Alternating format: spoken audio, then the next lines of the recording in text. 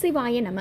யானைனாலே எல்லாருக்கும் ரொம்ப பிடிக்கும். குழந்தைகள்லேருந்து பெரியவங்க வரைக்கும் எல்லாருக்கும் யானை சவாரினா ரொம்ப பிடிக்கும்.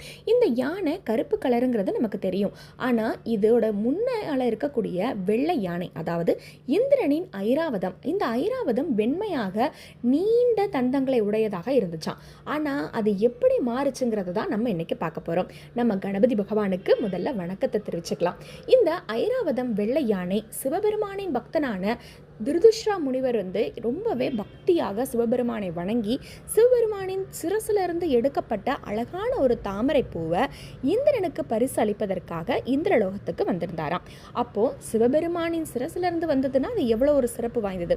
முனிவர் இந்திரனுக்கு அதை பரிசாக கொடுப்பதற்காக போகும் பொழுது இந்திரன் ஐராவதன் மூலமாக மேலே சவாரி வந்துட்டு இருந்தாராம்.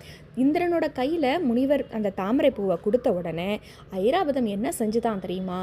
அதன் மேலே வச்ச உடனே கொஞ்சம் அதுக்கு கர்வம் வந்துருச்சு.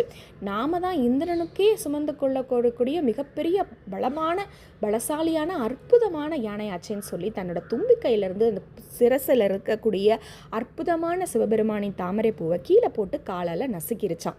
இதனால கோபமடைஞ்ச முனிவர் தான் உன்னுடைய இந்த வெண்மையான நிறம் கருமையாக மாறட்டும்னு சாபம் கொடுத்தாராம்.